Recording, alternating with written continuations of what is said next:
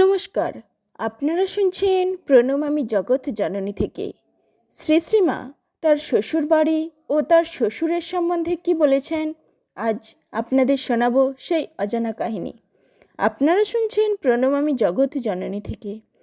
এখানকার আলোচনা ভালো লাগলে লাইক, কমেন্ট, শেয়ার ও সাবস্ক্রাইব করে পাশে থাকুন। শুরু করছি আজকের আলোচনা। ইহার পরে 13 ও 14 বৎসর বয়সে শ্রীমা দুইবার কামারপুকুরে যান। শ্রী শ্রী ঠাকুর তখন দক্ষিণেশ্বরে সাধনায় নিমগ্ন।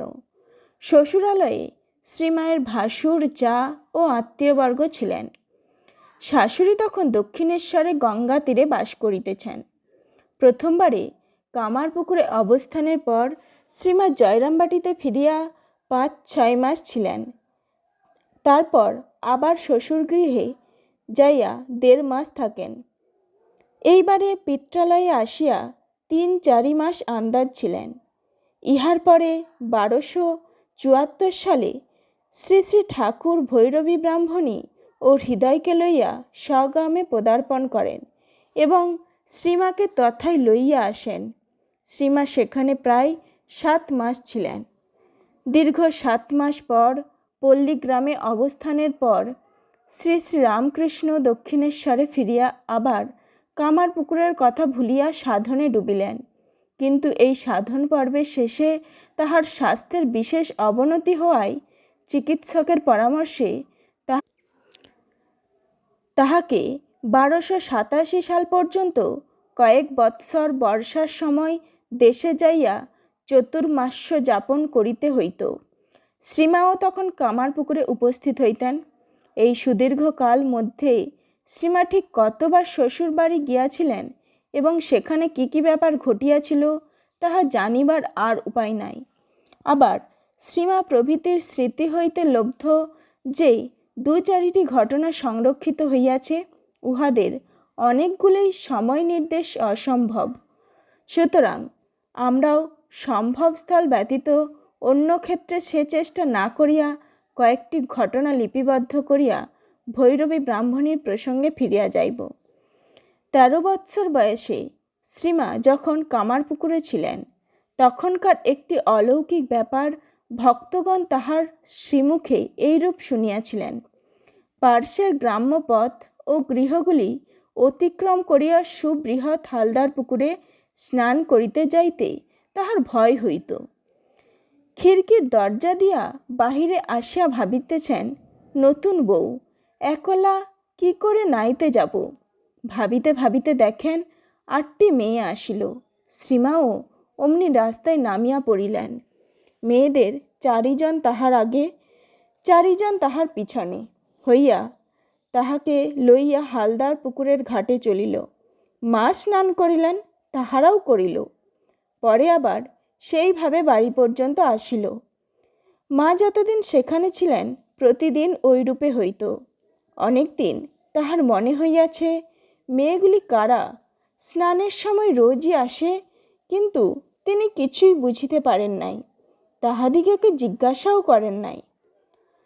জয়রামবাটি জীবনে দরিদ্র ও শত কর্মের মধ্যেও শ্রীমায়ের বিদ্যা শিক্ষার আগ্রহ আমরা লক্ষ্য করিয়াছি। মনে রাখিতে হইবে যে সঙ্গতিপর্ণ ও উচ্চ বর্ণের পরিবারেরও তখন পুঁথিগত বিদ্যার প্রতি অধিক আগ্রহ জন্মে নাই। সুতরাং শ্রীমায়ের এই চেষ্টার মধ্যে অদম্য জ্ঞান লাভ স্পৃহা দর্শনে সত্যিই চমৎকৃত হইতে হয়।